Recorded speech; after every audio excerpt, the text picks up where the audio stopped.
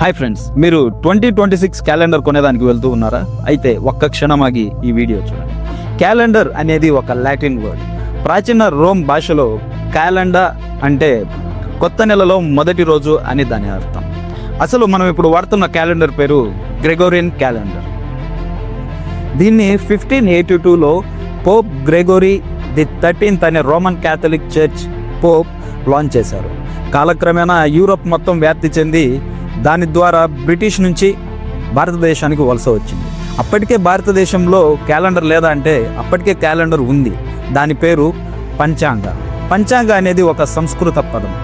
పంచ అంటే 5 అని, అంగ అంటే భాగాలు అని, 5 భాగాలు అని దాని అర్థం.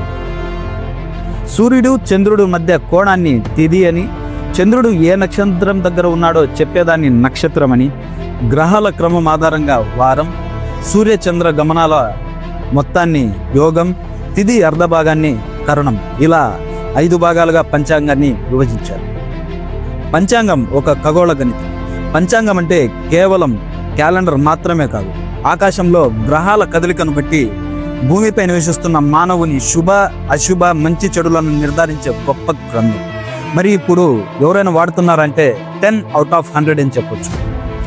ఎందుకంటే 1756లో పంచాంగాన్ని ఒక కులానికి ఒక మతానికి అంటగట్టి చాలా తెలివిగా గ్రెగోరియన్ క్యాలెండర్ని భారతదేశ సంస్కృతిలోకి చొప్పించింది బ్రిటిష్ ప్రభుత్వం.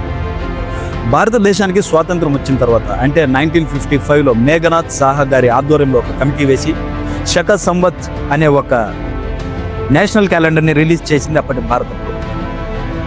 శక సంవత్ పంచాంగానికి కొన్ని దగ్గర పలుకులు ఉన్నప్పటికీ మన భారతీయులు గ్రెగోరియన్ క్యాలెండర్ని మాత్రమే ఉపయోగించారు. పంచాంగాన్ని ఒక కుల మతపరమైన గ్రంథంగా మాత్రమే చూస్తారు. But China, Japan, Taiwan, Israel లాంటి దేశాలు, అలాగే మిడిల్ ఈస్ట్లోని అరబ్ దేశాలు తమ సాంస్కృతిక క్యాలెండర్లను ఇప్పటికీ వాడుతూనే ఉన్నారు.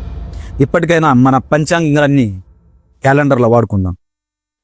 మన దేశ సంస్కృతి సాంప్రదాయాలను కాపాడుకుందాం. ఎనీవే, ఆంగ్ల నూతన సంవత్సర శుభాకాంక్షలు. Do subscribe my dear family members.